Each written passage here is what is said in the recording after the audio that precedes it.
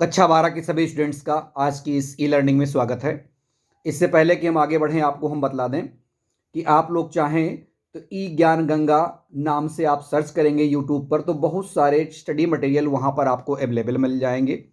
इसके अलावा आप चाहें तो माध्यमिक शिक्षा परिषद की वेबसाइट पर भी आपको बहुत सारे मटेरियल्स मिलेंगे। साथ ही आप माध्यमिक शिक्षा परिषद की यूट्यूब अगर सर्च करेंगे तो उस पर भी आपको बहुत सारे जो है वीडियोस आपको मिल जाएंगे जो कि आपकी पढ़ाई से संबंधित हैं। तो हमसे तो आप जितना मैक्सिमम जुड़ सकें जुड़े ही रहें, साथ साथ अपनी पढ़ाई पर और भी अधिक ध्यान देते रहें। तो हमने लेसन स्टार्ट किया था, लेकिन व्हाट्सअप की जो अपनी लिमिटेशंस हैं उसके नाते बहुत ज़्यादा संपर्क हम आपसे नहीं कर पाए थे, इसलिए हम इसको फिर से रिवाइज करा देते हैं। इस लेसन को हम लेकर चले थे द रेड टॉप। तो द रेड ट्रैप का मतलब होता है, लेसन है सलमा लॉगरलॉफ का लिखा हुआ लेसन है, स्वीडिश राइटर हैं। रेड ट्रैप का मतलब होता है कि चूहेदानी या चूहों को फंसाने के लिए बनाया गया जाल। तो आइए देखते हैं झट से पहले पैराग्राफ पर। एक बार हम पढ़ा चुके हैं, दोबारा फिर से देख लेते हैं। Once upon a time there was a man who went around selling small rat traps of wire. Once upon a time, एक बार किसी समय। देयर वाज अ मैन, एक व्यक्ति हुआ करता था। हु वेंट राउंड, जो इधर उधर घूमा करता था, जाया करता था। सेलिंग, बेचते हुए। स्मॉल रेड ट्रैप्स, स्मॉल छोटे छोटे, रेड ट्रैप्स चूहेदानियां, ऑफ वायर तार की बनी हुई। ही मेड देम हिमसेल्फ, वह उन्हें स्वयं बनाता। एट आड मोमेंट्स, आड मोमेंट्स मतलब अनटाइमली, यानी जब कभी उससे समय मिलता, कोई निर्धारित समय नहीं था कि इस समय वो बैठ करके बनाएगा और इस समय बेचेगा। जब भी उसको मौका मिलता, कभी इस समय कभी उस समय। किससे बनाता था?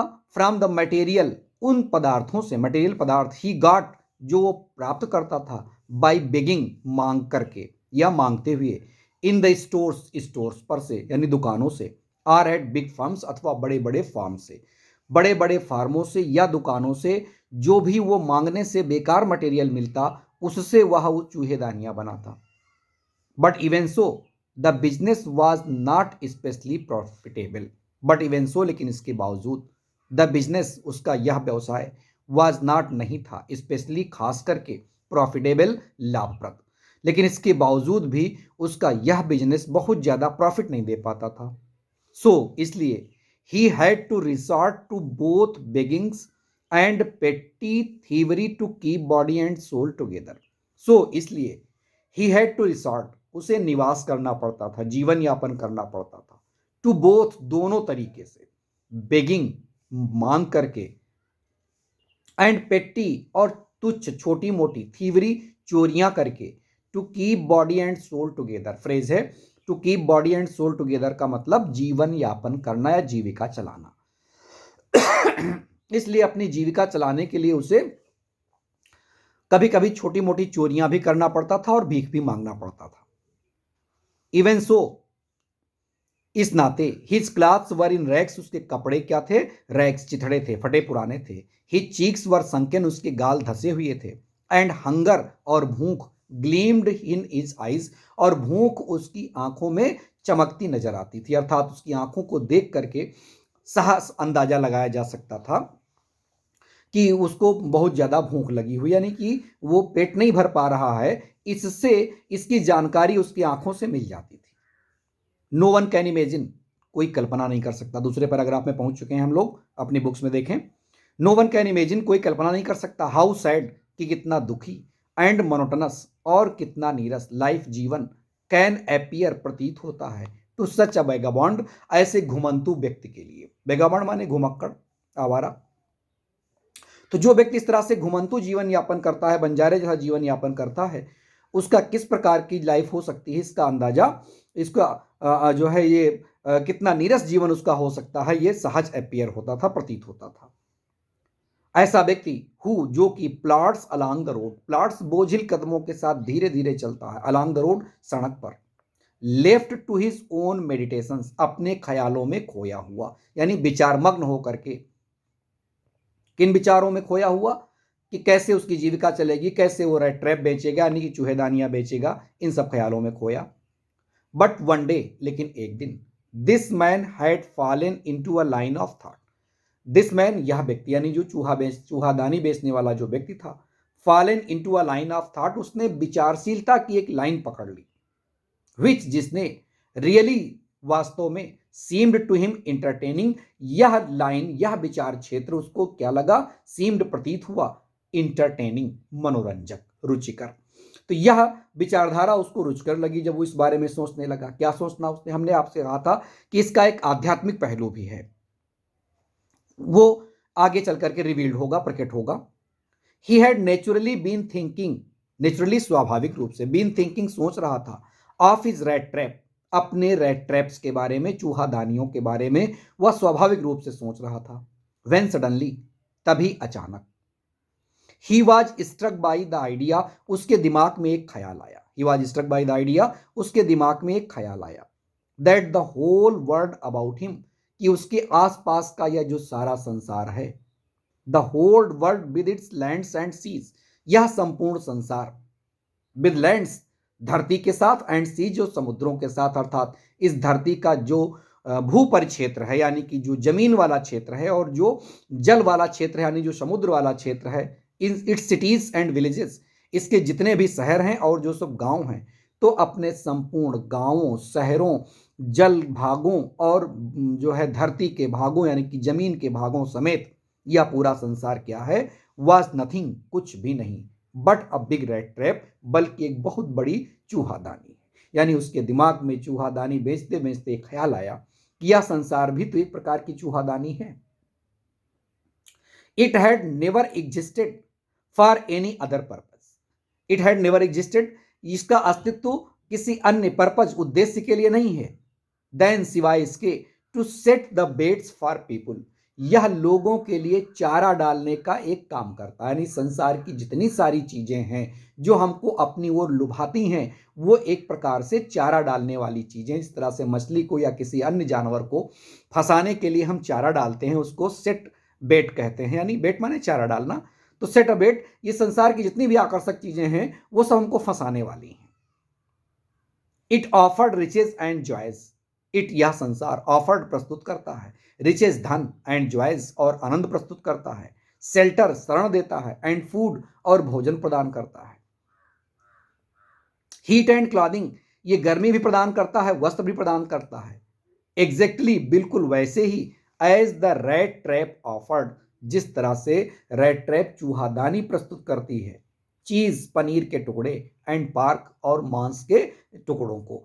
तो जिस तरह से जानवरों को या किसी भी प्राणी को फंसाने के लिए चूहेदानी में, खास करके चूहों को पकड़ने के लिए जिस तरह से हम कोई खाद्य सामग्री रखते हैं, यह संसार भी उसी तरह से हमको प्रलोभनकारी चीजों को हमारे सामने प्रस्तुत करता है और हम उनके प्रति आकर्षित हो जाते हैं और इस जाल में फंस जाते हैं। And as soon as the anyone let himself be tempted, as soon as जैसे ही, एनीवन कोई भी व्यक्ति, लेट हिमसेल्फ बी टेम्प्टेड, कोई अपने आप को ललचाने देता है, अर्थात अपने पर काबू नहीं रखता है और ललचा जाता है, टू टच द बेट, इन बेट को यानी कि इन चारे को देखते हुए, वो चारा जो हमारे फंसाने के लिए हमारे सामने लगाया गया, रखा गया है, जैसे कोई इसके प्रति आकर्षित होता है, it closed it in on him, तो यह उसको अपने अंदर बंद कर लेता है, यानी अपने जाल में फंस लेता है। एंड देन, और तब, everything came to an end, और इस तरह से हर चीज का अंत हो जाता है। तो यह संसार एक प्रकार की चूहादानी है जो मनुष्यों को फंसाने के लिए बनी हुई है। जिस तरह से चूहादानी में हम क्या करते हैं, कुछ खाने पीने की प्रलोभनकारी वस्तुओं को रख देते हैं और चूहा उनको खाने के लिए उसके अंदर जाता है, फिर उसका जाल बंद हो जाता है, चूहा उसमें फंस जाता है। उसी तरीके से यह संसार भी है। इस संसार की भी चीजें एक तरीके से बेट हैं, यानी चारा हैं, जो हमको फंसाने के लिए संसार में मौजूद हैं, जो भी आकर्षक लगने वाली चीजें हैं। ऐसा उस जो है व्यक्ति ने सोचा जो चूहा बेच रहा था। The world had of course never been very kind to him, the world यह संसार, हैड नेवर बीन कभी नहीं रहा, वेरी काइंड बहुत दयालु, टू हिम उसके प्रति, बेशक, ऑफ कोर्स मीन्स बेशक, यह संसार निसंदेह उसके लिए बहुत दयालु नहीं रहा। So it gave him unwanted joy to think ill of it in this way.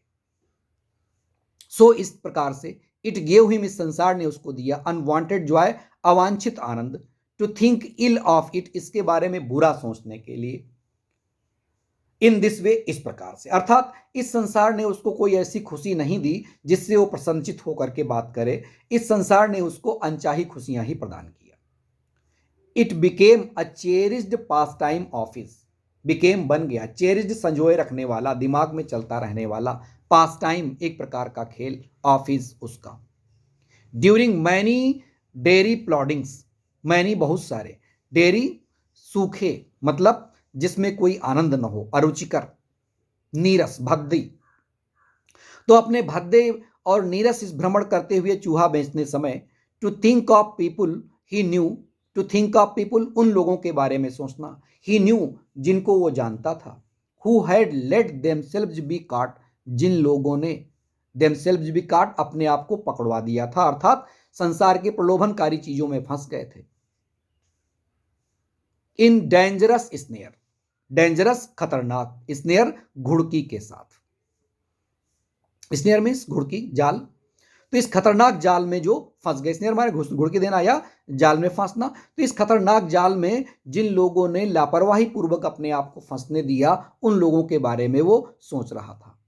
End of the others, और उन लोगों के बारे में सोच रहा था, who were still circling round the bait, who जो कि स्टिल अब भी सर्कलिंग चक्कर लगा रहे थे, राउंड द बेट इस चारे के, अर्थात इस प्रलोभनकारी चीजों के इर्द गिर्द जो लोग घूम रहे थे उनके बारे में, और जो इसमें फंस गए थे उनके बारे में वो अभी भी सोच रहा था। चलिए एक पैराग्राफ और देख लेते हैं, चौथे पैराग्राफ में आते हैं। One dark evening as he was trudging along the road, he caught sight of little grey cottage by the roadside. One dark evening, एक संध्या के समय, जब अंधकार था, डार्क माने अंधकार, एक अंधकारमय संध्या के समय, एज जबकि, he was trudging along the road, वह सड़क के किनारे किनारे बोझिल कदमों से चल रहा था, ट्रेजिंग धीरे धीरे कदमों से चल रहा था। ही caught sight, उसकी नजर पड़ी, अ लिटिल ग्रे कॉटेज, एक भूरी झोपड़ी पर, बाय द रोड साइड, जो सड़क के किनारे थी, ग्रे माने भूरी, मटमैली, तो मटमैले रंग की एक झोपड़ी के पास उसकी नजर पड़ी। And he knocked on the door, और उसने दरवाजा खटखटाया, to ask shelter for the night, to ask for मांगने के लिए, आस्क फॉर माने मांगना, शेल्टर माने शरण, द नाइट रात भर के लिए शरण मांगने के लिए उसने उस झोपड़ी का दरवाजा खटखटाया। नर वाज ही रिफ्यूज, ना ही उसको इनकार किया गया। इंस्टेड ऑफ द सोर फेसेस, इंस्टेड ऑफ के बावजूद, ऑफ द सोर फेसेस उसके भद्दे चेहरे के, विच जो कि ऑर्डिनरी मेट हिम, जो कि सामान्य तौर पर, ऑर्डिनरली मेट हिम जो सामान्य तौर पर उससे मिला, द ऑनर उसका मालिक, who was an old man जो कि एक वृद्ध व्यक्ति था, विदाउट वाइफ और चाइल्ड जिसके ना कोई पत्नी थी ना कोई बच्चा था, अर्थात उस झोपड़ी का जो मालिक था उसने सामना इसका किया, इस व्यक्ति का जिसने दरवाजा खटखटाया था, यानी जो चूहा बेचने वाले था, तो उस वह एक विधुर था, अर्थात उसकी पत्नी भी नहीं थी और उसका बच्चा भी नहीं था। मैन विदाउट वाइफ यानी कि जिसकी पत्नी ना हो, या हुज वाइफ इज डेड जिसकी पत्नी मर गई हो, इंग्लिश में कहते हैं विडोवर और हिंदी में कहते हैं विधुर, तो उसके ना पत्नी थी और ना बच्चा था। वॉज हैप्पी, वो व्यक्ति प्रसन्न हुआ, टू गेट समवन किसी को पाकर, टू टॉक टू कि वो किसी से बात कर सकता, उसका अकेलापन दूर हो जाएगा, इन हिज लोनलीनेस अपने एकाकीपन में, तो वो प्रसन्न हुआ थोड़ा सा। Immediately he put the porridge pot on the fire, immediately तत्काल ही